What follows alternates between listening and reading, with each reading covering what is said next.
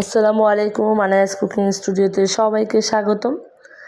তো আপনাদের মাঝে একটা জিনিস শেয়ার করতে চলে আসলাম, সেটা হচ্ছে কচু শাক কীভাবে সংরক্ষণ করবেন। তো আমার মেজো বোন সেদিন বলছিল যে আপু অনেকগুলো কচু শাক কিনেছি, এগুলো কী করবো, এতগুলো তো আসলে রান্না করে খাওয়া যায় না, ফেলে দিব কি না, কীভাবে রাখবো। তো ভাবলাম যে ওর উত্তরটা অবশ্য আমি তখন ফোনে দিয়েছি, ভাবলাম যে আমার এই বোনের মতো আরও অনেক বোনরা আছে, তারাও হয়তো সেম তাদের মনে কোশ্চেন থাকতে পারে।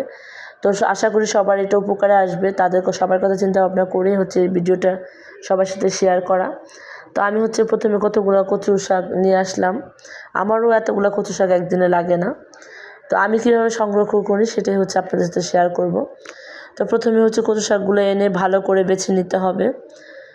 ভালো করে বেছে নিয়ে এটাকে ভালো করে ধুয়ে নিতে হবে। আর কচু শাকটা কাটতে গিয়ে হাতের অবস্থা 12টা বেজে যেতে পারে। তো যারা একটু এরকম আমার দেখতে পাচ্ছি আমার নখগুলো এবং হাতটা খুবই কালচে হয়ে গিয়েছে। তো যারা এরকম আসলে ভয় পান বা অনেকে কচু শাক কাটতে চায় না যে হাত চুলকাবে কিনা, তাদের জন্য বলবো যে অবশ্যই আপনারা গ্লাভস পরে নেবেন, না হলে যে আমার হাতে যে অবস্থা হয়েছে আপনাদের হাতেও সেরকম হবে। আর এটা হলে আসলে খুব টেনশনের কিছু নাই।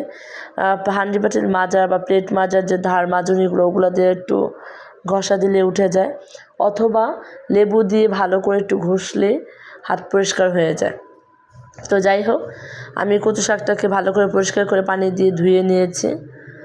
শাক অবশ্যই একটু ভালো করে ধুয়ে নিতে হয়, কারণ এগুলো তো অনেক বালি থাকে।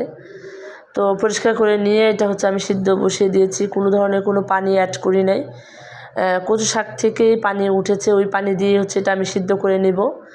আর কচু শাক অবশ্যই আপনারা মিডিয়াম টু লো হিটে রেখে রান্না করবেন, না হলে চুলা বাড়িয়ে দিলে তখন পানি উঠবে, বাট তাড়াতাড়ি আবার শুকিয়ে যাবে, কিন্তু কচু শাকটা ওরকম সিদ্ধ হবে না, নতুন আবার এক্সট্রা পানি অ্যাড করতে হবে।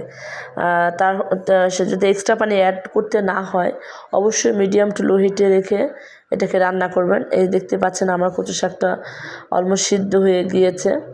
আমি এর মধ্যে 2-3 বার নেড়ে দিয়েছি। একদম পানি যখন এরকম শুকিয়ে আসবে তখনই এটা নামিয়ে ঠান্ডা করে নেবেন। এই যে আমি ঠান্ডা করে নিয়ে 3 ভাগ করে নিয়েছি। আর 3 ভাগ করে এটা আমি ছোট ছোট কৌটায় ভরে আমি ডিপ ফ্রিজে সংরক্ষণ করব।